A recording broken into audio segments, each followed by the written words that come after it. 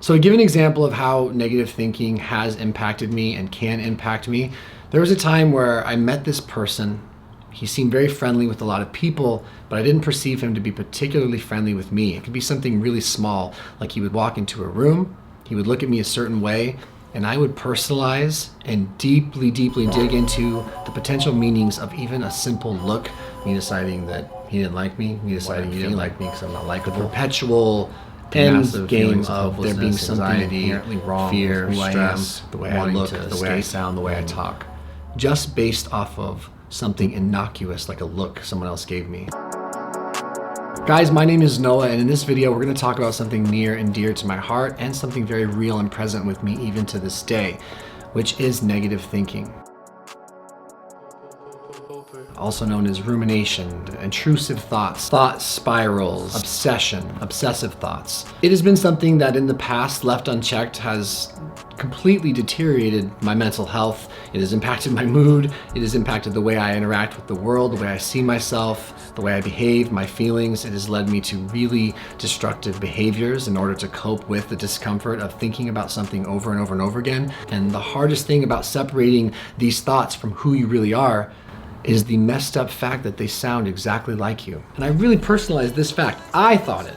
No one else said it. The thought came from me. The voice is mine. So therefore, I must be fucked up. Your thoughts are trying to kill you.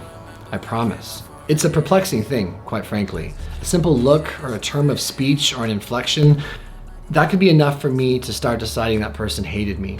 There was a time where I met this person.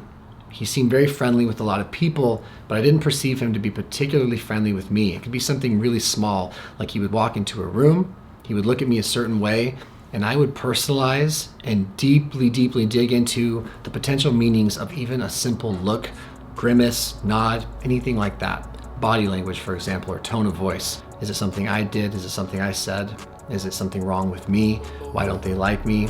If they don't like me, how am I going to like myself? My desperate need to attach to other people and to be accepted, that codependent loop, was always being intertwined with my social interactions with people. And I seemed to be constantly looking for confirmation in others that I was either okay or not okay. And so I would get lost in my mind with these things. My self-esteem would plummet.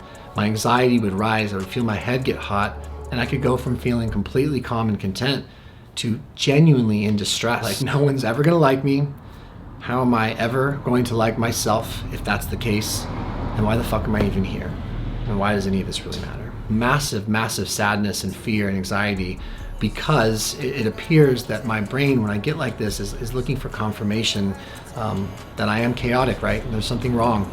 And the end result for that is escapism for me, which is alcohol or drugs or something unhealthy, some coping mechanism that doesn't serve me, as opposed to being able to calmly assess a situation and work my way out of it thoughtfully and not just emotionally. So the key to all of this, and one of the main things that set me free, was intensely focusing on and anchoring myself to the reality that these thoughts, in fact, are not me.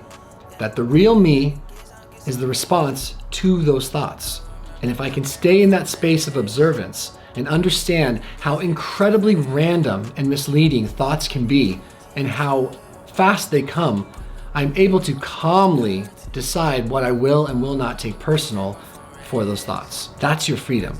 It's not the thought itself. Those genuinely don't matter. They can be extremely uncomfortable and annoying, but I say the weirder they are, the funnier they are. I laugh at my thoughts now. And I think some really intense shit. Like, one of the thoughts I've had historically that derailed me for literally months, like I kid you not, driving my car, seeing someone on the sidewalk, imagining turning my car, killing them.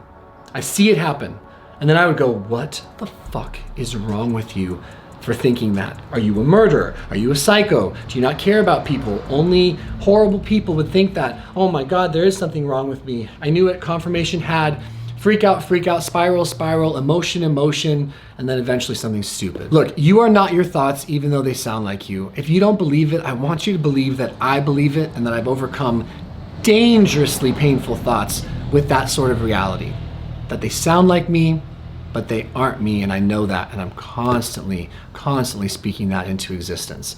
And I can't stress enough the simple question that you can always ask: is it true? Can I prove it? And if you can't, go find a friend or someone who cares about you and find out if they can prove it with you. And if you don't have someone to talk to that you genuinely trust, I promise you, you can talk to me. I am a person on the internet, but I have shared my most fucked up situations with all of you. I'm the last person that would ever judge you. We all have them. They suck. There's no doubt about it. They can be worked through. And I think the more people that talk honestly about how that's worked for them, even if it's just that it's not working, helps it create dialogue. So I'm gonna meet you in the comments. I'm gonna be responding, trying to engage with you. And I really want you guys to engage with each other. I think I have a really active comment section. Let's use it for the good. Don't forget to subscribe so we can keep this conversation going, and I will see you in the next video. They said what they said. Is it something I did? Is it something I said? Anxiety, is there something wrong with me? Stress, why don't they like me? To escape and get drunk. Danger!